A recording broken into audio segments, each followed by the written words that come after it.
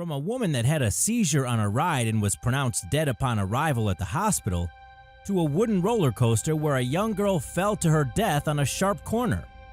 We take a look at 12 amusement park rides that have killed. Number 12. California's Great America's Loggers Run. On Loggers Run, passengers board a log-shaped boat which flows along a narrow, water-filled course. Occasional drops are added for the rider's amusement. The gentle nature of this ride proved too much for one member of a 1989 church group. This group from Oakland, California, included a 9-year-old boy, Michael Dorsey. Michael and his friend attempt to jump from their logboat to another. Due to the ride's lack of safety restraints, Michael and his friend succeeded in exiting their own craft, but Michael, unlike his friend, missed the platform between the flumes and plummeted to his death. Number 11. California's Great America's Willard's Whizzer. In 1980, this roller coaster's electrical system malfunctioned, causing 2 carts to collide. As a result, a 13-year-old boy was thrown out of the cart onto nearby rocks and was killed. Several other passengers were injured, but the majority fell into a lake below the track.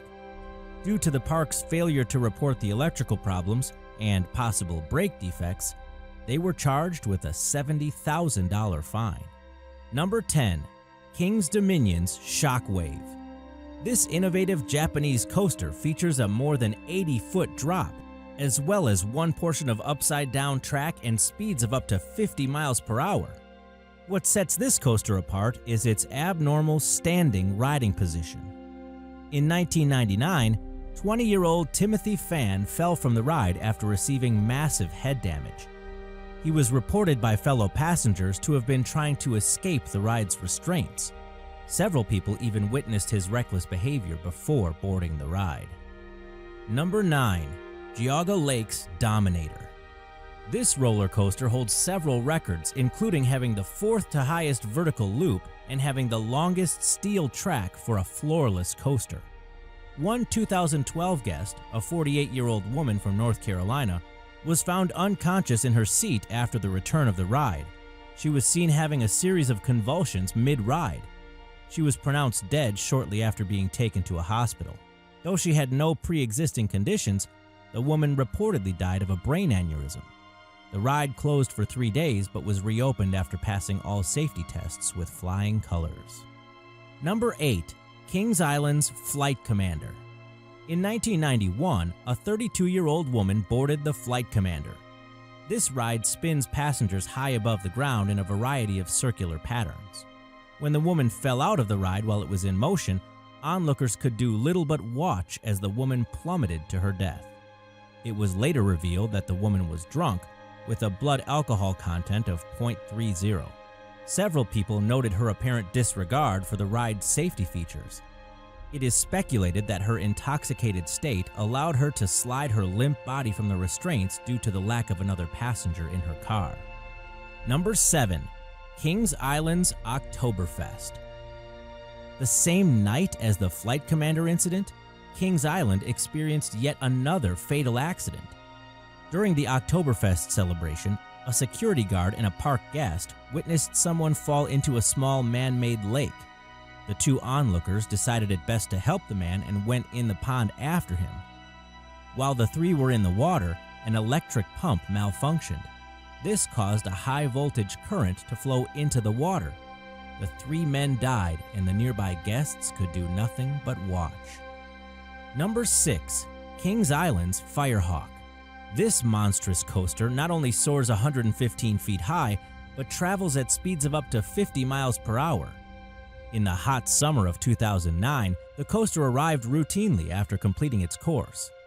It was not long before a man on the ride was seen having difficulty breathing. The man was promptly taken to a nearby hospital where he met his untimely demise. Not only was the man recovering from a respiratory infection, he had a pre-existing heart condition which ultimately killed him.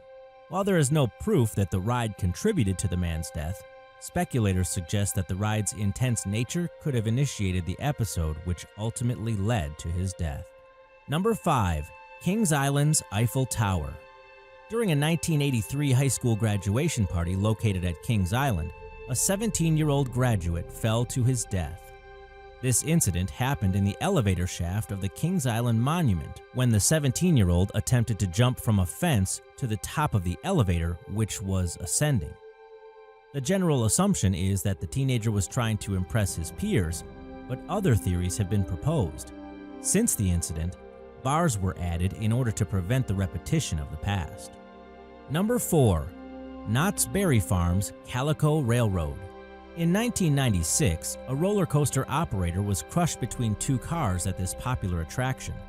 The operator was nearing his third year of employment at the ride when this tragic accident happened. Two cars became stuck on the track, and the ride operator attempted to manually separate them.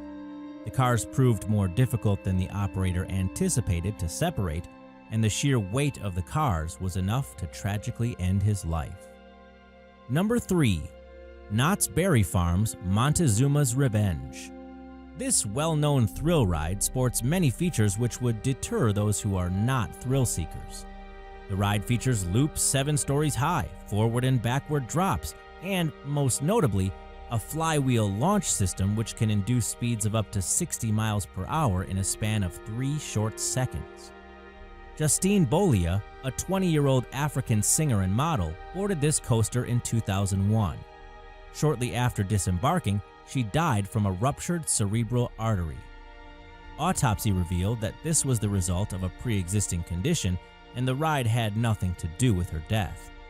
Despite the results of the autopsy, Justine's family decided to press charges in 2002 under the claim of wrongful death, arguing that the ride provided the setting necessary for her death. The case was ultimately dismissed in 2006. Number 2. Knott's Berry Farm's Perilous Plunge. This famous water-based coaster held the claim of having the highest and steepest drop of any water ride. In 2011, Lori Mason Larez, mother of 5, was attending a private party when she slipped from the restraints during the drop. She soon suffered blunt force trauma and was pronounced dead at the hospital. It is unknown exactly how the woman escaped the restraints of the multi-passenger boat, as her restraints were fastened upon the boat's arrival. The ride was closed 1 year later. Number 1. Worlds of Fun's Timberwolf. This wooden coaster includes various unique features, including a 560-degree vertical helix, a top speed of 45 miles per hour, and heights of up to 100 feet. The park officials, in realization of the ride's intense nature, even added a so-called chicken exit to control the traffic of people with last-minute jitters. There's even a sign in front of the ride stating, quote, "Extreme vibrations and roughness are a nature of this ride. Do not be alarmed," end quote. In 1995, a 14-year-old girl boarded the ride but never arrived back at the station. She tragically fell to her death at a sharp turn at one of the coaster's high points.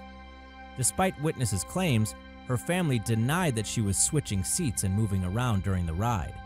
The family won a settlement of $200,000 from the park, and the park was required to place new lap bars on the carts. If you like this video, why not hit that like button? And remember to hit the subscribe button for more videos every 2 days.